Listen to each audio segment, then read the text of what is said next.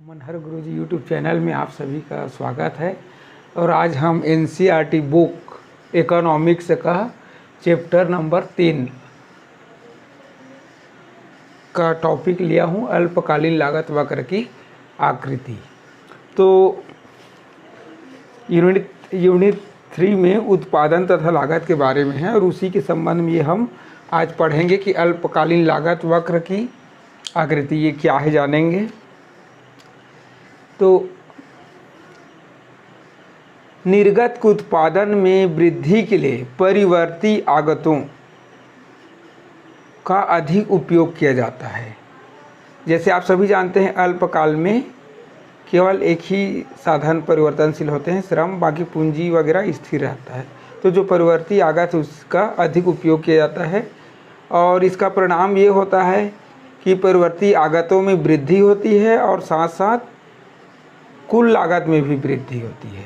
और इसका परिणाम यह होता है कि निर्गत में जैसे जैसे वृद्धि होती जाती है, परिवर्ती आगतों और कुल लागत या आगत दोनों में वृद्धि होती जाती है। कुल स्थिर लागत स्वतंत्र है उत्पादित निर्गत की मात्रा से तथा उत्पादन के सभी स्तरों पर यह स्थिर रहती है। इसको हम रेखाचित्र की सहायता से समझ सकते हैं। चलिए, तो यहाँ मैं रेखा चित्र बना लिया हूँ, आपको मैं बताता हूँ। अब इसमें देखिए, वो एक्स अक्ष पर निर्गत को दिखाया गया है और वो वाई लंब पर लागत को। और कुल स्थिर लागत स्थिर है, ये जो समस्तरी है वो एक्स अक्ष के समस्तरी है, वो कुल स्थिर लागत है। निर्गत में, ये निर्गत है वो एक अक्ष पर, तो निर्गत में परिवर्तन होने पर भी जो कुल स्थिर लागत है वह स्थिर ही रहता है। कुल स्थिर लागत समस्तरीय सीधी रेखा है। देखिए, ये यहाँ से लेकर के यहाँ तक जो लाइन खींची गई है वो क्या है, समस्तरीय सीधी रेखा है, जो लागत वक्र की, देखिए वो एक अक्ष पर लागत वक्र दिखाया गया है जो सी बिंदु पर काटती है।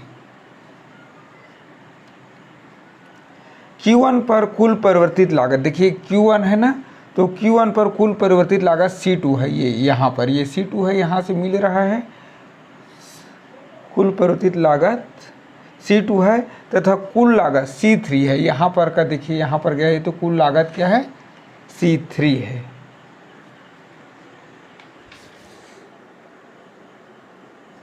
हम देखते हैं कि कास्ट क्या है, लागत। यह कुल स्थिर लागत है। एक फर्म के लिए कुल परिवर्ती लागत तथा कुल लागत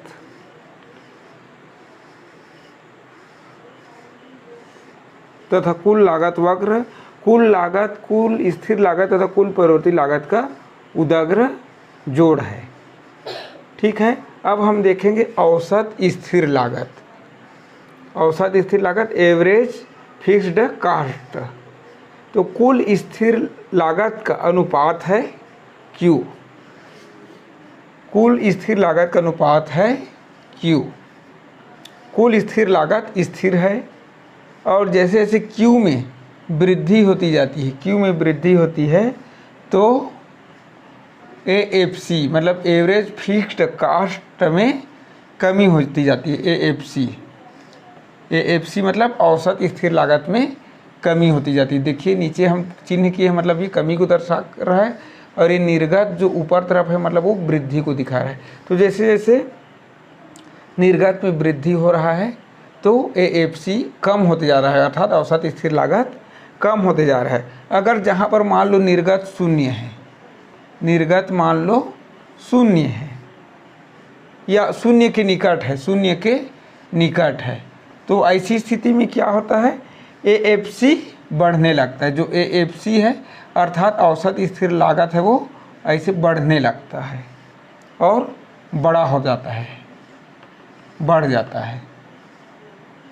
और निर्गत, ये तो निर्गत शून्य के निकट होने पर AFC क्या हुआ, बढ़ने लगता है।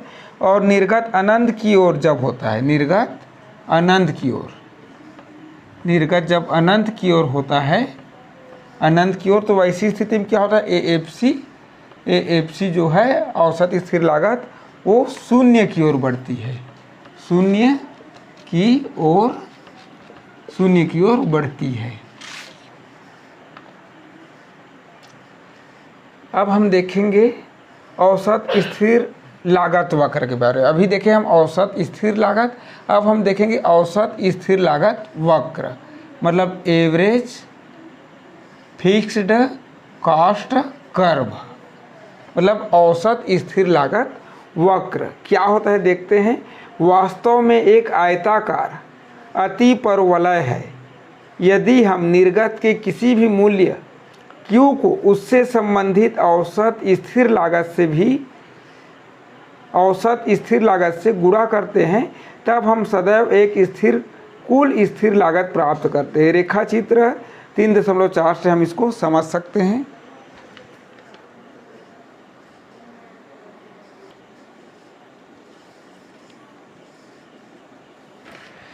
तो आइए हम देखते हैं औसत स्थिर लागत वक्र को, AFCC average fixed cost curve. तो देखिए O एक अक्ष पर निर्गत को लिया गया है और Y लंब पर लागत को लिया गया है, और जो बायां से दायां नीचे की ओर एक वक्र दिख रहा है वो औसत स्थिर लागत वक्र कहलाता है। अब देखते हैं इसमें क्या है। निर्गत के Q1 स्तर पर, देखिए निर्गत हो एक अक्ष पर, तो निर्गत के Q1 स्तर पर हम औसत स्थिर लागत F पर प्राप्त करते हैं। निर्गत के Q1 स्तर पर हम औसत स्थिर लागत F पर प्राप्त कर रहे हैं। कुल स्थिर लागत की गणना हम इस प्रकार से कर सकते हैं। कुल स्थिर लागत की गणना हम इस प्रकार से कर सकते हैं।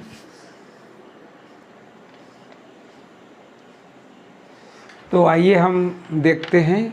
कुल स्थिर लागत बराबर होता है औसत स्थिर लागत गुणित मात्रा। कुल स्थिर लागत याद करने के लिए हमको क्या करना पड़ेगा, औसत स्थिर लागत को गुणा करना पड़ेगा मात्रा से।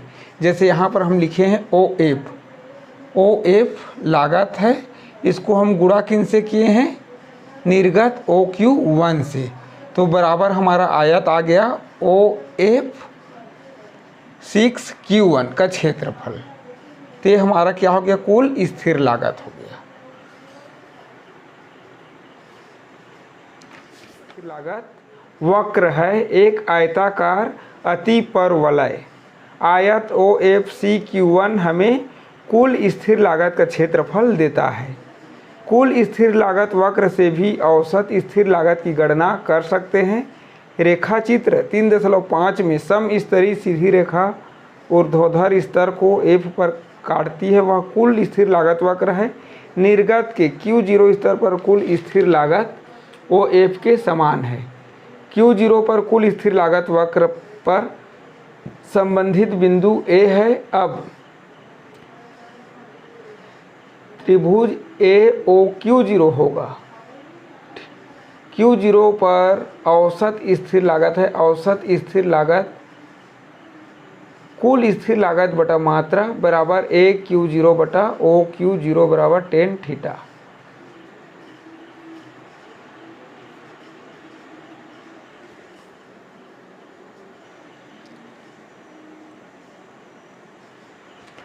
तो हम देखते हैं कुल स्थिर लागत वक्र, कुल स्थिर लागत वक्र टोटल फिक्स्ड कॉस्ट कर्व। तो यहाँ वो एक अक्ष पर निर्गत को दिखाया गया है, Y लंब पर लागत को दिखाया गया है, और जो F जो इधर A तरफ वो एक अक्ष के समानांतर जो सामने है वो कुल स्थिर लागत को बताता है। और यहाँ पर जो A, O और Q0 का ढाल जो है हमें Q0 पर औसत स्थिर लागत देता है। ये जो भाग है इतना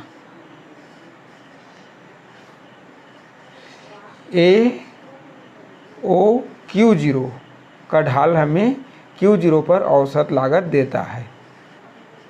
ये है रेखा चित्र आप लोग का 3.5।